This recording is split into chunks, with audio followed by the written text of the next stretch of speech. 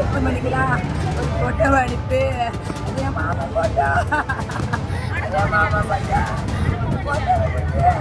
அந்த போட்டோ வந்து உங்கள் மாமா வாங்கி கேட்டாங்க. இது எங்கள் மாமா தான் சொன்னேன். ஹாஸ்பிட்டலில் வச்சுக்கிறாங்க வாங்கன்னு சொன்னாங்க. இதை வந்து கேள்விப்பட்டா அடக்கம் பண்ணிட்டாங்களாம்மா, அடக்கம் பண்ணிட்டாங்களா.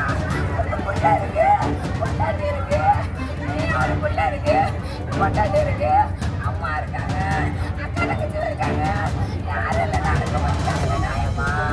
இந்த திருப்பூரை குளு குளுன்னு காத்து வீசுது. உங்கள் சத்யாவில் குளு குளு ஏசி ஆஃபர்.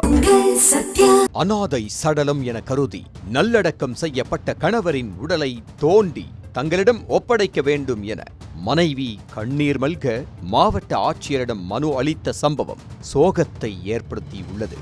மயிலாடுதுறை மாவட்டம் சீர்காழி அடுத்த கூத்தியம்பேட்டை பகுதியைச் சேர்ந்தவர் மணிமாறன்.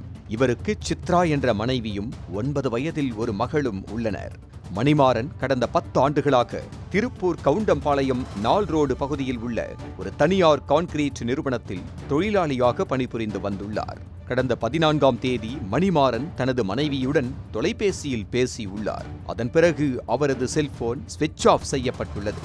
இதற்கிடையே கடந்த 15ஆம் தேதி மணிமாறனுடன் பணிபுரியும் சக தொழிலாளி ஒருவர் சித்ராவை தொடர்பு கொண்டு மணிமாறன் 14ஆம் தேதி வேலை முடிந்து தனக்கு தெரிந்த ஒருவரை பார்த்துவிட்டு வருவதாக கூறிச் சென்றதாகவும், ஆனால் இன்னும் நிறுவனத்திற்கு திரும்பவில்லை எனவும் தெரிவித்து ஊருக்கு வந்துவிட்டாரா என்று கேட்டுள்ளார். மணிமாறன் ஊருக்கும் வராத நிலையில் அதிர்ச்சி அடைந்த உறவினர்கள் மணிமாறனை பல இடங்களில் தேடியும் கிடைக்காததால் கடந்த 20ஆம் தேதி திருப்பூர் தெற்கு காவல் நிலையத்தில் புகார் அளித்தனர். இந்நிலையில் போலீசார் மணிமாறன் ஏற்கனவே உயிரிழந்து விட்டதாகவும், அவர் இறந்து பல நாட்கள் ஆனதால் தனியார் அறக்கட்டளை மூலமாக சடலத்தை அடக்கம் செய்துவிட்டதாகவும் உறவினர்களிடம் தெரிவித்துள்ளனர்.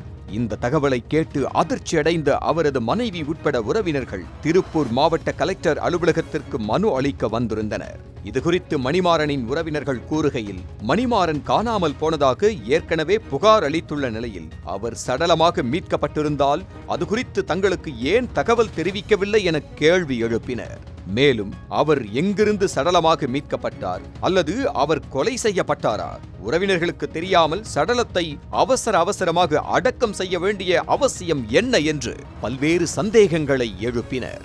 மணிமாறன் மரணத்தில் சந்தேகம் இருப்பதாகவும் அதனை உடனடியாக நிவர்த்தி செய்ய வேண்டும், அடக்கம் செய்யப்பட்டவரின் உடலை தோண்டி எடுத்து தங்களிடம் ஒப்படைக்க வேண்டும், அப்போதுதான் எங்கள் வழக்கத்தின்படி இறுதிச் சடங்குகளை செய்ய முடியும் எனவும் வலியுறுத்தினர். இச்சம்பவம் மயிலாடுதுறையில் பரபரப்பை ஏற்படுத்தியுள்ளது.